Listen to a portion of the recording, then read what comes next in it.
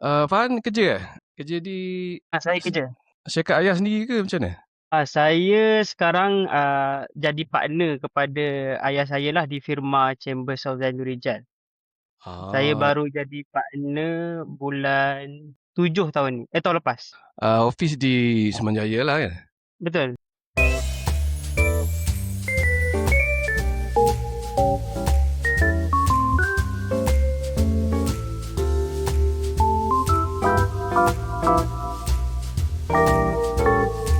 Okey, kita nak recap kan.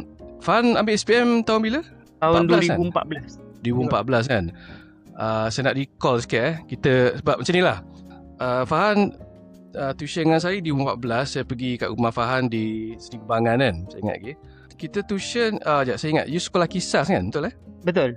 Dan saya ingat saya pun sendiri pun pernah pergi ke Kisas tu, ajar you kat situ kan, dekat luar, kat taman tu kan. Saya ajar you 2 tahun masih start form 4 ke apa? Akhir masa cuti sekolah form 4 sebelum masuk form 5 dan full year form 5. Oh, okey, baik. Tapi masa cuti je lah kan, Ya betul. tapi masa dekat SPM tu kerap pergi, tapi saya kena pergi sekolah you Kisas lah di Kelang kan. Okay, nak tanya result lah, dapat apa MAT? Result sepanjang saya form 4 dan form 5 admit saya tak pernah lulus. Tapi waktu trial SPM tu saya 38% lagi 2 markah nak lulus. Tapi SPM saya dapat B solid. Alhamdulillah dapat B solid sikit je nak A kan. Overall berapa A? Saya 9A 2B. B tu account dengan admit lah. Memang kira-kira saya kurang. Sebab saya ingat saya lah saya ingat Farhan memang dah bercita-cita nak jadi lawyer dah pun. Masa tuition dengan saya pun dia dah kata dah you nak lawyer je. Dan saya ingat saya lah time tu pun you kata pun macam you tak adalah. Yelah MAT tak ada kata sangat dengan law kan. Tapi you terpaksa ambil lah sebab sekolah suruh kan. Betul. Tapi you manage dapat B plus, B solid which is very good lah. Okay, dari situ mengikut apa yang you bagi CV you ni, you pergi ke UiTM Saya selepas habis SPM, saya ke Jordan selama 6 bulan untuk ambil bahasa di sana. Kemudian dalam masa saya dapat tawaran di Jordan tu, saya dapat UIA, undang-undang. Lepas tu bila saya fikir antara bila saya dah, masa saya dekat, ni saya nak boleh share lah kot. Masa saya sekolah dulu, ataupun especially SBP ke MRSM ke, study luar negara is a pride.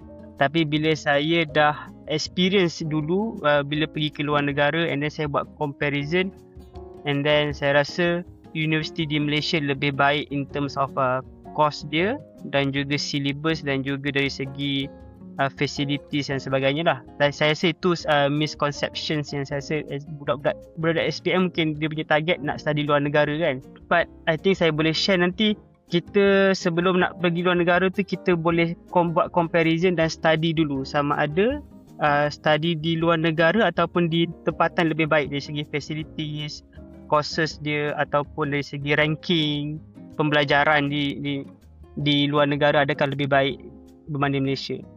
Okay. Saya nak recap. So maksudnya lepas SPM tu you pergi Jordan untuk 6 bulan untuk belajar bahasa Arab?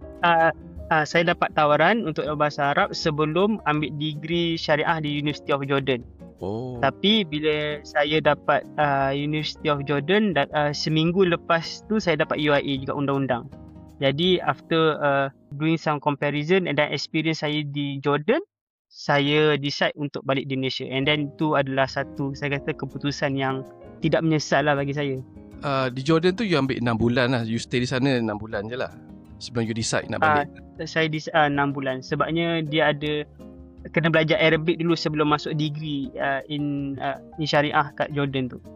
Okay, so dalam 6 bulan tu you buat comparison, you rasa baik buat di UIA Betul. Apa yang you rasa berbeza sangat tu sampai you buat decision nak balik tu? Satu, dari segi facilities lah. Segi saya tengok di antara universiti di ataupun saya sebut Timur Tengah lah.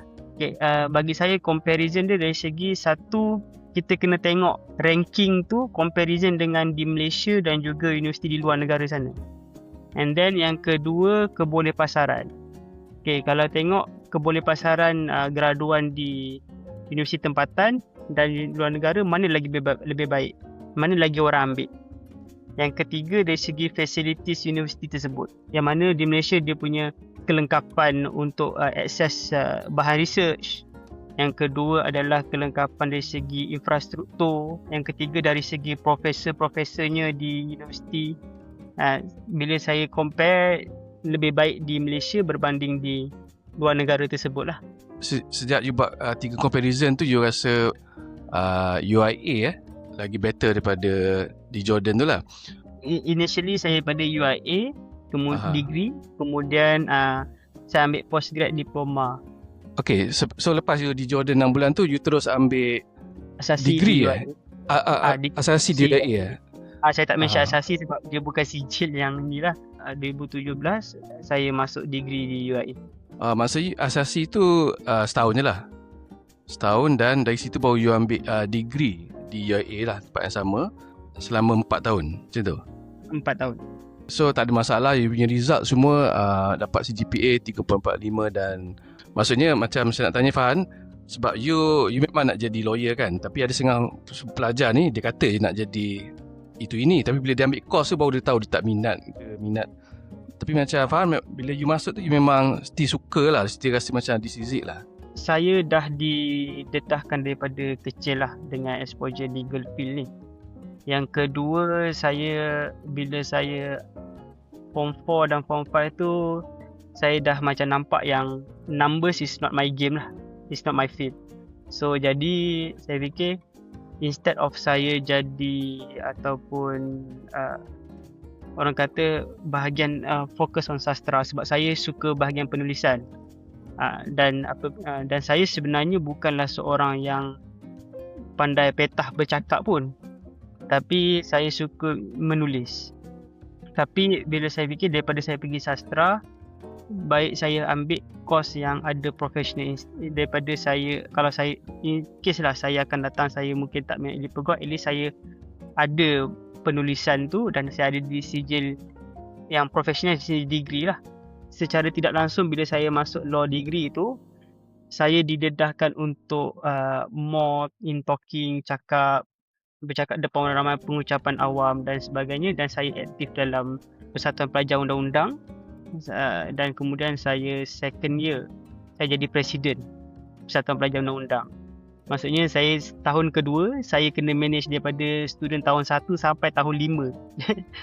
Jadi benda tu secara tidak langsung saya mencabar diri saya lah untuk melawan stage fright, kemudian bercakap depan orang ramai dan menyusun ayat, dan juga pengurusan dalam satu society tu. Dan alhamdulillah, bila saya cabar diri saya tu, lama kelamaan pada tahun 2019 saya dipanggil untuk dijemput untuk bertanding jadi ahli Parlimen Belia Malaysia. Dan kemudian saya dipilih untuk jadi ahli Parlimen Belia Malaysia dari tahun 2019 hingga tahun 2023 atau 2022 macam tu. 2022 tak silap saya. Okay, ni saya punya true observation kan. Dulu semasa saya tuition dengan Fahan dulu, adalah dulu you budak kan lain. Tapi sekarang ni saya perasan you cakap dah macam firm, dah nampak lawyer tu kan, dah very construct, ayat you sedap semua. Dan ini hasil training you lah selama ni kan.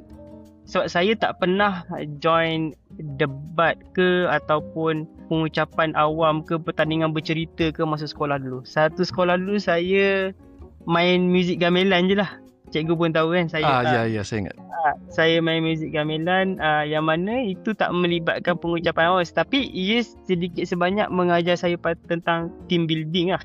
Dan juga macam mana nak how to alunkan satu bunyi tu dengan satu kumpulan kan. Jadi yang kedua, saya nampak bila saya main muzik tu, ia juga mengajar saya untuk menghilangkan gemuruh atau pentas. Itu banyak mengajar saya dan di depan orang ramai.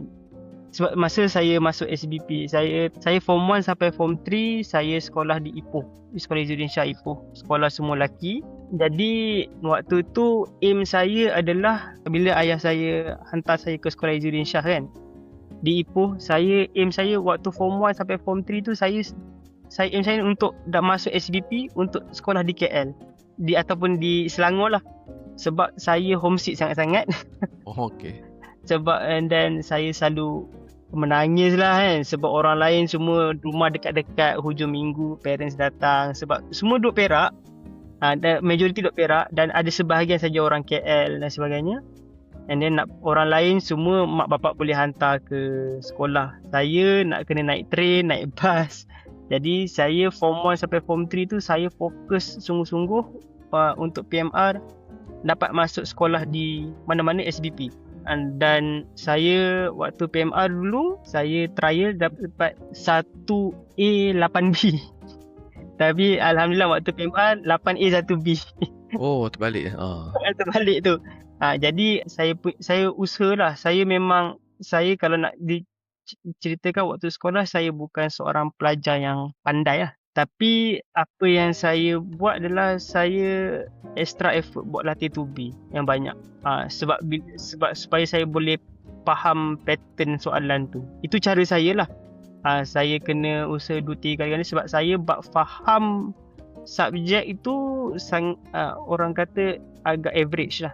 Tapi saya non-stop beli buku lah, buku latihan. That's why masa SPM dulu, bila masuk KISAS, walaupun dapat masuk SPP, saya antara yang hanya ada few students yang di KISAS 8A 1B PMR. Yang lain semua 9A PMR. Jadi waktu tu saya antara student yang terendah lah. Dan even in fact masa trial SPM pun saya bottom 13 daripada satu batch. Cikgu-cikgu pun nampak saya ni jenis, cikgu pun pelik kenapa result saya macam tu, sebab saya punya usaha cikgu sendiri nampak. Cikgu-cikgu di KISAS dan cikgu pun nampak macam mana saya punya latih 2B macam mana. Non-stop saya saya bukan malas, tapi saya untuk faham soalan tu susah sikit. Mungkin saya rasa sebab minat kot kurang pada subjek ni. Sebab saya rasa memang saya lebih kepada bidang penulisan, sastra dan sebagainya. Tapi tiba-tiba kena belajar sains, matematik, account dan sebagainya. Saya mungkin kurang minat lah situ. Tapi saya fikir satu je, atas dasar tanggungjawab saya lah. Tanggungjawab saya sebagai anak, ayah ibu banyak berkorban. Yang kedua, tanggungjawab saya sebagai student lah untuk menjawab SPM dengan sehabis baik. Jadi saya banyakkan latihan, banyak bertanya soalan lah. Dari situlah alhamdulillah daripada bottom 13 out of 300 kot satu batch saya, almost 300 kot. Kemudian saya dapat 9A 2B. Betul, ada setengah pelajar kan kecenderungan dia lain. Macam nak cerita, macam adik saya pun dia pun tak minat matematik tau. Dan dia seorang lawyer. Dia suka membaca dan menulis dan berdebat. Tapi dia matematik dia tak minat langsung. Dia tak score pun. Despite saya sendiri suka maths, dia balik dengan saya. So saya macam boleh faham lah di mana you datang lah. I faham kenapa you minat on certain things and not the other things.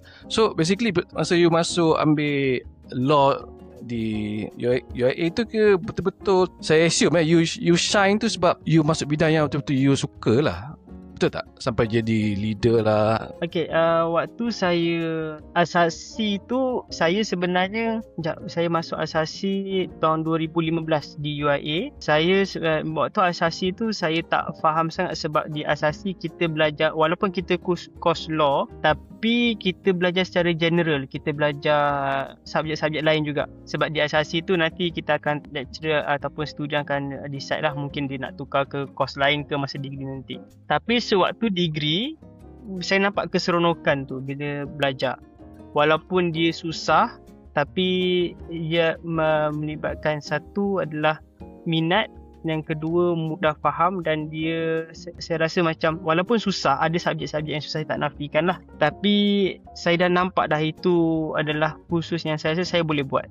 Sebab dia banyak lebih kepada critical thinking dan juga penulisan. Saya tak nak katakan admit apa semua tu tak ada critical thinking, ada, tapi saya lebih kepada kecenderungan saya ke arah situ.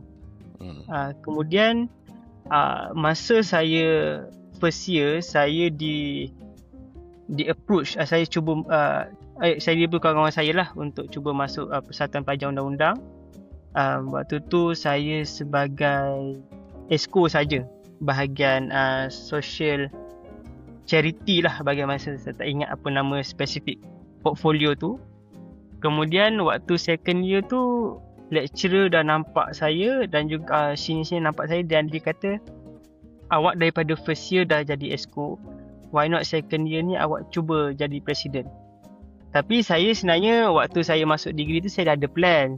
Plan saya adalah first year saya nak fokus gamelan saja sebab di universiti saya pun main gamelan di universiti. Tapi bila saya dah second year tu, saya sebab di UIA guru yang mengajar gamelan tu adalah daripada Istana Budaya. So saya memang dah aim untuk mungkin saya pulung gamelan juga. Saya dalam masa yang sama jadi fokus jadi bidang undang-undang ni. Sebab dulu saya minat. Saya jadi seronok bila kat universiti. Jadi saya rasa macam boleh ni saya nak kejar impian saya untuk bermain di Istana Budaya. Saya dah main di universiti tu, saya diberi peluang untuk bermain di pentas konvo masa tu. Okay. So just one step je masa tu. And then dalam masa yang sama, masa tu saya first year saya exco Persatuan Pelajar Undang-Undang. Bila saya main gamelan persatuan, kemudian saya juga seorang student. Jadi bila saya dah main tiga tu, saya rasa sibuk tu yang menyeronokkan saya lah sebenarnya. Dan dia mencabar diri saya sebab satu, saya boleh fokus, saya boleh kembangkan networking saya. Itu yang pertama lah. Yang kedua, saya boleh belajar macam mana untuk menguruskan dalam suasana yang sibuk. Sebab saya nak kena study, saya nak kena fokus training dan juga saya kena fokus persatuan.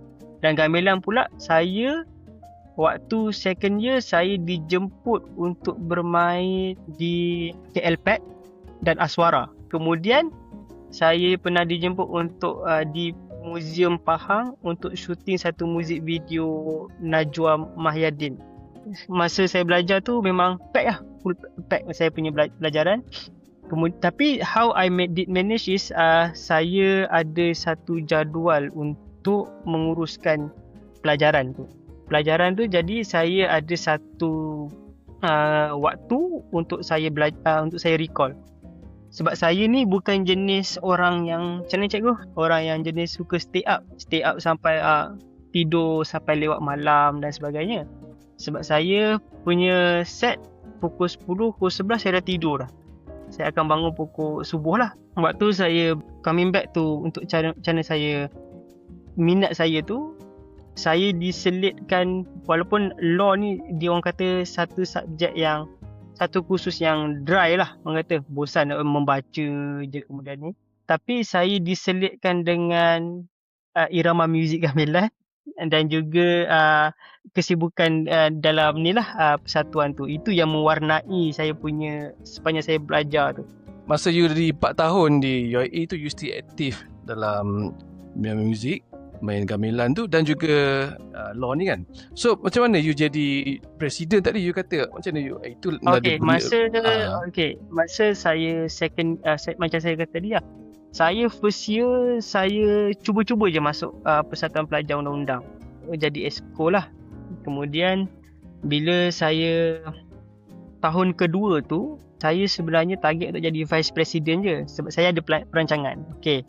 First year saya main gamelan, second year saya masuk jadi top board untuk Persatuan Pelajar Undang-Undang. And then tahun ketiga saya nak fokus pada muting. Muting ni adalah satu pertandingan hujah secara peguam olok-olok. Sebab saya nak cantikkan CV saya masa tu, saya fikir Masa tahun keempat saya nak rehat. Tapi nak jadikan cerita, perancangan Tuhan tu lebih baik lah sebenarnya. Bila saya tahun kedua tiba-tiba saya diminta untuk bertanding presiden. Dia kata saya ada pengalaman, saya first year, and then saya cubalah untuk bertanding. Saya out of my comfort zone lah. Kemudian bila ni saya sedikit sebenarnya saya tak pernah berdebat apa semua, apatah lagi bagi manifesto apa semua. Kemudian dari situ saya cubalah untuk how to speak depan public, how to debate, macam mana nak campaign dan sebagainya. Kemudian saya diamanahkan untuk jadi presiden. Waktu tu second year. Waktu second year tu macam-macam lah program saya buat. Saya belajar macam mana untuk manage Esko saya dalam masa tu ada dalam 20 kepala. Macam-macam kepala saya kena manage. Kemudian macam mana pengurusan saya fakulti, macam mana pengurusan antara fakulti dengan student. Benda tu sangat sibuk sebenarnya. Sangat sibuk. Kemudian waktu second year tu, masa saya presiden sampai third year tu, saya tinggalkan gamelan seketika lah. Nak fokus pada pelajaran juga kan. Tapi saya tetap main. Ada jemputan perkahwinan ke apa ke, saya pergi juga main untuk kadar leisure lah. Tapi kemudian dah habis time saya jadi presiden tu, saya di-approach oleh mahasiswa-mahasiswa di luar UiA. Dia nampak saya, dia kata macam dia acknowledge saya punya, sebab saya ada juga buat press statement di luar. Saya pernah pergi buat networking di luar lah dengan student-student lain dan di luar UiA. Kemudian mereka kata why not saya bertanding Parlimen Belia Malaysia. Masa tu saya tak tahu tentang program Parlimen Belia ni. Kemudian saya tanya, boleh juga. Dia kata dia perlukan ada student yang ada background law untuk berbahas di parlimen nanti. Kemudian saya kata saya wakil bagi Negeri Selangor masa tu. Saya pergilah pergi join. Masa tu networking saya semakin berkembang lah. Saya makin kenal pelajar-pelajar dari luar Malaysia. Kemudian saya dipilih, saya masa tu kempen. Kemudian masa hari pengundian saya terpilih untuk jadi ahli Parlimen Belia Malaysia untuk Negeri Selangor. Saya punya pengalaman dan saya punya percakapan tu makin berkembang lah, tambah meluas lah, sebabnya networking lagi dan juga saya lagi faham isu-isu semasa dan sebagainya. Sebab di situ saya dapat satu circle yang sangat besar yang semuanya ada, orang kata, yang faham tentang isu negara dan faham tentang isu-isu yang semasa yang perlu dibahaskan di parlimen. Jadi sampai lecture cakap kamu ni dah sibuk sangat ni kan. Tapi the thing is, priority saya, walaupun saya ada masa tu ada sidang di parlimen, priority saya masih datang kelas. Itu saya nak kena tekankan lah.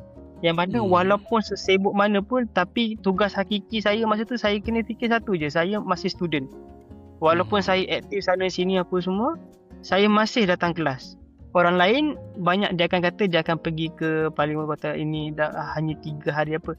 Tak, sebab saya fikir satu je, sebab sidang parlimen masa tu ada online, ditayangkan di RTM masa tu. Tapi saya boleh lah datang kelas sambil dengar je itu.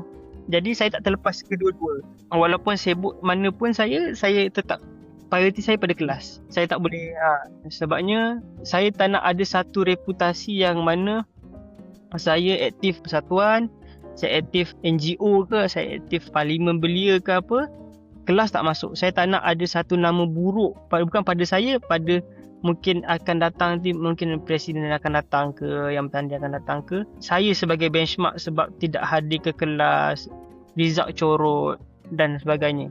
Jadi bila saya rasa saya memegang satu beban ataupun satu tanggungjawab, orang kata reputasi lah, kepada orang akan datang dan atas diri saya juga. Jadi saya kelas tak tinggal. Yang kedua adalah saya akan buat extra effort. Dari segi mana yang saya terlepas tu, saya akan consult dengan lecturer, saya akan jumpa kawan, saya akan study sendiri. Okay, saya nak tanya pasal ahli belia tadi. Dia basically Parlimen Belia Malaysia ni dia macam mock lah kepada kita punya parlimen lah. Tapi saya nak faham juga macam mana terpilih, sebab dia bukan semua orang boleh masuk sebarangan kan. Dia kena terpilih je lah kan. Dia satu masa tu Kementerian Belia dan Sukan dia ada open di website dia untuk pencalonan ahli Parlimen Belia Malaysia. Kemudian kita isi borang semua tu dan pengundian dibuat secara online untuk belia yang umur 18 hingga 30 tahun saja boleh undi secara online masa tu. Dan kemudian dah keluar result, dia terpilih lah. Sebab saya amazed how you cakap you tak pernah berdebat ya.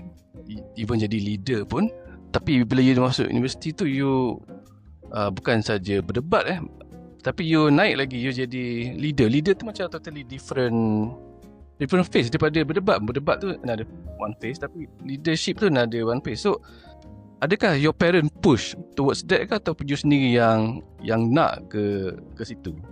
My parents never push cikgu. Oh. Never. Saya yang mencabar diri saya. Dia memang right or die punya decision lah. Memang saya rasa macam kalau saya tak perform, memang saya akan kena lah. Saya memang orang akan criticize saya. Even kalau saya perform pun ada orang kritik saya, tapi kalau saya tak perform mungkin ada orang akan lebih kuat kritik saya. Jadi saya menolak untuk duduk dalam keadaan yang selesa di universiti. Sebab saya fikir satu saja, ini adalah satu platform terakhir untuk saya menonjolkan diri saya untuk tahu apa yang saya ada dan apa yang saya boleh buat. Sebab saya fikir satu je, di universiti adalah tempat di mana saya belajar dari segala aspek. Saya betul atau salah itu nombor yang paling last sekali. Sebab saya dah buang saya punya, untuk makluman cikgu lah, waktu saya sekolah rendah saya pengawas. Saya pengawas, kemudian saya masuk pertandingan nasyid. Tapi bila saya form 1 sampai form 3 tu, saya sampai sekolah menengah lah, saya punya saya punya confidence, saya punya kehadapan waktu sekolah rendah tu dah tak ada. Saya rasa saya yang buang, saya yang mencampakkan benda tu. Sebabnya saya terlalu fokus pada macam mana nak score A. Yang kedua, saya homesick masa tu, dan saya lebih kepada menyendiri lah. Sebab fokus saya masa tu nak score. Tapi saya lupa dan saya hanya pelajar biasa saja. Saya lupa untuk cuba apa yang saya boleh buat lah. Antaranya mungkin saya boleh masuk debat ke, saya boleh masuk pertandingan itulah ini. Cuma waktu di form 4 dan form 5 tu, saya fikir baru saya nak mula. So dah terlambat sebenarnya. Dan sebab bila dah form 4 tu SBP, semua yang masuk kisah adalah semua bright student, semua dah memang perform. Jadi bila saya nak cuba step up, nak mulakan langkah pertama saya, dah ada student lain dah 20 langkah ke hadapan, 30 langkah ke hadapan. Jadi untuk saya being selected tu is very thin lah, sangat rendah. That's why saya masuk gamelan pun, saya hanya reserve saya masa tu, to be frank lah. Okay. Tapi bila nak dijadikan cerita, ada student waktu tu yang main alat sama dengan saya. Dia ada pertandingan di tempat lain, bukan pertandingan muzik, pertandingan tak silap saya kawat ke apa tak. And then I'm being selected, so I'm the second choice. So being selected tu, itu rezeki. Saya rasa rezeki lah. Kalau tak saya sampai form 5, saya tak ada apa-apa. Saya cuba untuk masuk beberapa pertandingan lah. Kriket, masa tu saya cuba main kriket, tapi saya reserve team. Jadi saya not being selected. And then bila saya masuk pertandingan, saya cuba untuk masuk pertandingan reka cipta. Saya buat cuba buat reka cipta. Kemudian masa tu ada gamelan, saya terpilih untuk gamelan. Saya pergi gamelan lah, sebab ada yang saya beritahu tu lah, saya dipanggil after that one student ada pertandingan lain. Jadi bila saya fikir, bila saya dah waktu sekolah menengah, saya tak berapa ke hadapan. So university is the last place for me untuk ada pengalaman, untuk timba ilmu, pengalaman, dan juga ada CV yang cantik lah masa tu. Saya sebenarnya asalnya saya nak behind the shadow je. Mungkin saya nak jadi vice president ke, ataupun sekadar exco je. But my friend, dia nampak saya, dia yang push saya, why not straight away go to president. So tak apa, kawan-kawan saya kata tak apa, you jadi presiden, kita orang semua support dia belakang. Kawan-kawan main futsal, kawan-kawan semua tu. Kemudian dia kata okay, bila kawan-kawan support tu, saya dapat satu tim yang happy lah, satu tim yang satu kepala. Jadi itu yang sedikit sebanyak mengajar saya. Kalau saya silap, dia tegur dan sebagainya. That's how I can manage my team lah. You develop you punya leadership kan. Setakat ni lah apa you cerita, dekat universiti tu you transform yourself to be a better to adult lah. Okay, so kita dah faham kan kita perjalanan dalam education di 4 tahun. Jadi lepas you habis 4 tahun di UIA tu, dengan you develop your leadership skill, your debate skill, somehow you dah tailor yourself to become a lawyer lah kan. Macam dah cantik tu. Apa yang buat personally saya amazed lagi your parent tak push you sebab I thought I nampak macam your mom kan macam risau biasalah mak kan. Dia akan Fahani macam ni cikgu, so macam tu macam ni. So saya tak tahu lah dia push ke tak. Lepas tu I tengok your father pun lawyer kan. So dia mesti macam dia mesti nak anak dia jadi dia lah macam dia lah, macam dia lawyer kan. Tapi you cakap dia orang tak interrupt you dia orang tak never pressure you ke macam ni Tak your pernah parent sebenarnya. Dia ayah dan ibu saya memang tak pernah suruh saya masuk ini, masuk itu. Saya rasa macam dia tak kongkong lah. Memang tak kongkong. Sebab tu saya kata, bila mak dan ayah saya tak meminta apa-apa, tak push saya apa-apa, jadi saya nak selesa dengan diri saya. Jadi saya keluarkan daripada zon selesa tu untuk saya sibuk, cabar diri saya supaya saya boleh buktikan sesuatu. Dan untuk saya excel dari segi akademik dan juga kurikulum lah. Tapi itulah, saya sebenarnya, saya ingatkan saya boleh grad sebagai first class student. Tapi out of 8 semester, saya dapat 3 semester Dean's List. 3 out of 8 okey lah. Okay lah. Dan saya dapat 3.45 lagi 0.05 lagi nak first class. Sebab dia first class 3.5 kan. Jadi sikit je lagi tapi it is what it is lah. So benda dah jadi. Jadi saya pun terima je lah. Saya tak puas. And then lepas habis degree law tu, itu saya melayakkan degree law tu melayakkan saya untuk jadi peguam sivil. Saya chambering and then jadi training 9 bulan. Kemudian saya boleh jadi peguam sivil. Tapi saya tak terhenti dekat situ. Jadi saya pun nak jadi peguam syariah juga.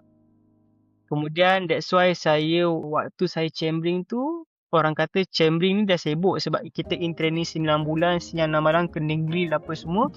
Sebelum kita melayakkan kita jadi peguam. Dia macam housemanship lah untuk doktor kan. Saya fikir tak apalah, sibuk pun sibuk ya. Jadi saya takkan ambil chambering saja kan. So saya ambil diploma syariah untuk saya jadi peguam syariah sekali. Saya sebenarnya nak sibukkan diri saya. Saya ambil chambering, diploma syariah dengan master sekali. Tapi saya bincang-bincang dengan sini kata, jangan terlalu heavy ni, terlalu sibuk sangat ni. Jadi saya let go master lah. Tapi sebenarnya memang sibuk lah sebenarnya. Saya Isnin sampai Jumaat saya chambering. Hari Sabtu saya full day 8 pagi sampai 9 malam untuk diploma syariah. Setahun tu memang saya hanya ada Ahad saja untuk berehat. Tapi Ahad tu pun kena pergi kenduri lah, sekarang study lah apa semua. Jadi saya ada Ahad saja. Tapi sebenarnya sangat-sangat sibuk. Tapi saya cuba proofkan untuk saya excel in akademik. Alhamdulillah, untuk diploma syariah tu saya dapat 3.8 something lah itu. Jadi that's how I macam mana tebus balik yang masa degree tu lah. Walaupun dia hanya diploma syariah, saya cuba try. Even though saya chambering, dalam masa yang sama saya kena study. You study tu berapa lama tu ambil diploma dalam syariah tu? Diploma syariah setahun, sama waktu saya habis chambering. Okay, masa you habis chambering tu, dan you ada diploma in syariah lah kan? Betul Ya, betul. So sekarang ni ikut apa yang you nak tu kan? You nak ke arah syariah tu. Lepas tu you kerja mana lepas tu? Lepas tu saya dapat tauliah sebagai peguam sivil. Tahun 2022 saya dapat tauliah peguam syar'i di wilayah persekutuan dahulu tahun 2023. Dan waktu tu saya dah mula, sebelum ni saya kerja di firma guaman DPJ. Saya banyak buat banking dan juga jenayah. Kemudian lepas saya dah dapat tauliah tu, waktu tu orang kata waktu zaman pasca COVID lah. Waktu tu nak dapat kerja sangat susah.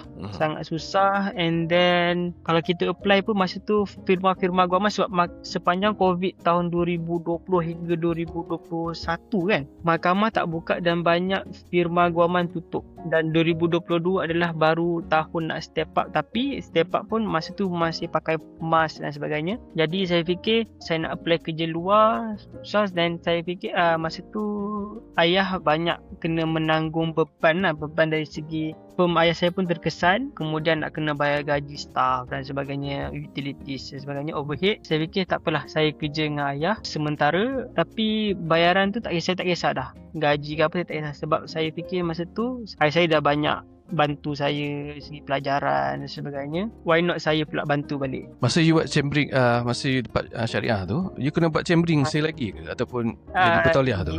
Untuk syariah ada negeri yang perlu chambering, ada negeri yang tak perlu chambering. Waktu saya tu wilayah persekutuan by exam.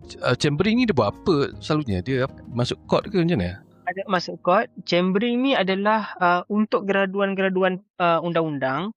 Siapa yang nak jadi peguam, dia kena apply chambering dan cari master. Master ni adalah peguam yang dah praktis 7 tahun ke atas. Untuk melayakkan jadi peguam, saya kena 9 bulan, kurang tolak mungkin jadi setahun, 12 bulan sebab ada filing dan sebagainya. Saya kena berguru dengan dia. Waktu tu lah graduan undang-undang kena grill, kena buat legal research, kena buat drafting, kena attend client, masuk office siang malam, kena pergi court seorang-seorang. Masa tu kita tak ada pengalaman lagi. Master saya suruh saya hadir court seorang-seorang, masa tu uruskan kes dan sebagainya. Waktu tu kita kena grill.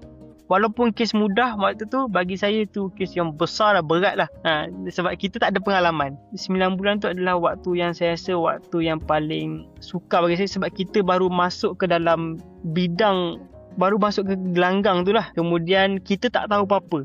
Macam orang pergi berperang tapi tak ada, hanya ada orang kata ada knowledge saja apa itu pistol, apa itu tu, tapi macam nak tembak pistol semua tu tak tahu. Macam mana nak cover semua tak tahu. Tu waktu kritikal lah bagi peguam. Walaupun 9 bulan ke setahun, banyak juga mengajar saya lah macam mana how to handle files, how to handle clients dan sebagainya. Saya tahu masa saya mengajar tuition dulu pun, your father memang dah ada firm sendiri dia kan? Maksud dah lama kan firm dia sendiri kan? Dia ada firm since 1992. Oh, lama dah. Tapi tahun 2020 masa COVID, dia keluar dengan partner dia. Dia dia tubuhkan firm atas nama dia seorang saja. Dia kira firm ni baru bertatih balik lah. Kiranya 2020, firm setahun ni masuk tahun ke-6 lah. Baru 6 tahun kiranya. Technically. Jadi Fahan, sama Malik, you kerja dengan dia tu, you kata you tak bergaji lah, you kata kan? Very minimal lah orang kata. Minimal lah sebab nak parents sendiri pun kan. Tapi saya rasa your father pun mesti glad kan, sebab you memang layak pun kan, betul tak? You bukannya orang yang nepotism yang random people. You memang ada kelayakan. Waktu saya kerja dengan ayah saya start tahun 2022 until mid of Jun 2025, 3 tahun jugalah. Saya digrill oleh dan berguru oleh not only my dad lah, tapi dia punya kawan-kawan. Memang saya kena marah, saya kena tegur, macam-macam. Dia kan ada Persatuan Peguam Muslim kan. Jadi saya berguru dengan macam-macam orang. Saya memang kena marah dengan macam-macam kawan dia. Tapi benda tu yang orang kata menguli saya lah untuk jadi peguam CCT sikit banyak.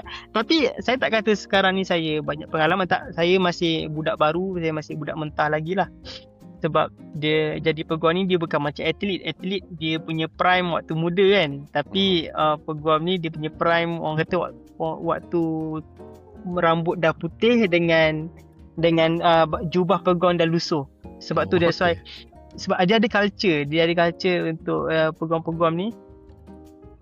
Jubah peguam tu basuh jarang sekali. Sebab kalau lagi lusuh jubah tu lagi pride, lagi bangga lah. Sebab lagi tunjukkan lagi senior, lagi banyak knowledge dan juga lagi matang. Itu culture dia, beza. Jadi saya masih baru, rambut masih hitam lagi. Saya banyak belajar lah dari segi prosedur dan sebagainya. It took 3 years juga untuk saya dilantik oleh ayah saya sebagai partner. Saya baru saja jadi partner ayah saya tahun 2025 Julai. Oh, tahun lepas You kerja dengan your father kan? Tapi macam mana pihak lain boleh agree dulu? I thought Is it because your father punya partner ke atau Waktu saya mula-mula masuk firma ayah saya tu tahun 2022, ayah saya ada seorang lagi partner. Kemudian sepanjang saya ingat nak duduk situ dalam masa 6 bulan saja. Tapi bila saya buat sepanjang 6 bulan tu, saya ada banyak assist dia lah. Saya banyak assist partner ayah saya ni. Masa tu saya diberi dalam 7 file. Okay, untuk handle. Dalam masa 6 bulan saya dah settlekan 3 file masa tu. Saya ingat ni 3 file. Dan saya ada knowledge masa tu, kebetulan banyak pasal banking, saya ada experience tentang banking.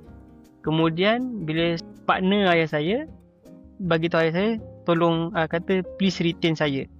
Sebab saya boleh handle file dengan baik lah masa tu. Saya tak meminta pun. Saya macam masa tu lepas COVID ke apa, nak cari phone susah, saya macam nak menumpang dulu dia ada experience saya bekerja ke apa. Tapi bila partner saya minta saya yang retain situ, saya pun okey lah, saya berbesar hati lah. Kan ni you lawyer syariah kan? Civil dan syariah. Oh, you buat both civil dan syariah So betul. Work scope you besar lah juga kan? Banyak lah benda you boleh cover kan? Banyak saya buat, ada kes saya buat kriminal, kadang-kadang company, civil, kemudian syariah. Dia normal ke untuk lawyer ada both macam ni? Tak ramai yang buat, orang kata buat hybrid ni. Jadi masa you kena grill tu, you kata tu 3 tahun tu, dia masa saya dia bukan daripada your father punya firm kan? Dia daripada orang luar lah. Daripada luar sebabnya ayah saya banyak collab dengan firm-firm luar. I see.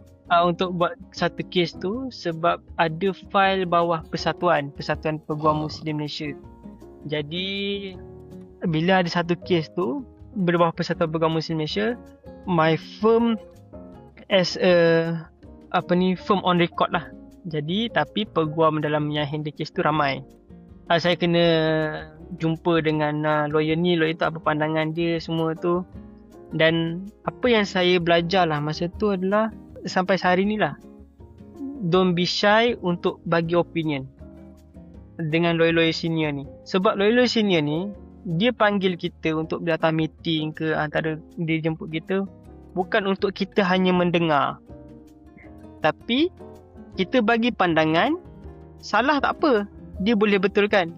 Ataupun kadang-kadang kita punya opinion tu boleh terima oleh diorang. Sebab tu yang saya belajar lah, jangan pergi berguru dengan tangan kosong. Bila kita nak berguru tu, biar ada orang kata, contohnya kita belajar memasak, kita pergi chef kan, kita dah ada nasi goreng kita, biar dia rasa dia yang betulkan apa semua, ataupun dia rasa sedap, okey dia terima macam tu. Saya rasa macam itu, saya rasa culture yang kita kena ubah. Dan itu even bila saya tanya lawyer-lawyer yang senior lawyer yang graduan di luar negara kan, dan dia kata itulah cara lawyer-lawyer muda di UK ataupun student-student di UK buat. Bukannya kita nak tunggu bila mengajar atau bincang apa, nak tunggu di penghujung baru tanya ada apa-apa soalan, ada apa-apa ni. Kadang-kadang kita rasa nak balik, kita rasa macam tak apa, tak payah, simpan je lah soalan tu kan. So kalau nak mencelah waktu sekarang, waktu tengah cakap tu. Benda tu yang saya belajar lah. Dan even sekarang ni ada few chambering student yang bawah dalam firma saya. Saya memang cerita balik apa yang saya cerita, apa yang saya alami masa chambering apa semua, supaya diorang tak take for granted. Diorang cuba untuk step up, untuk jangan datang ke discussion, jangan datang ni, jangan takut untuk bagi idea, jangan takut untuk bagi pandangan. Itu yang saya rasa kena ubah lah. Dan saya rasa macam, kalaulah saya fikir, waktu saya belajar dulu lah, masa sekolah dulu, saya ada keberanian, saya ada knowledge pasal ni, saya rasa saya mungkin tak macam struggle macam dulu. Mungkin saya rasa macam saya dah senang faham, saya boleh score lebih lah. Saya rasa kalau admit tu mungkin saya boleh dapat A lah kot.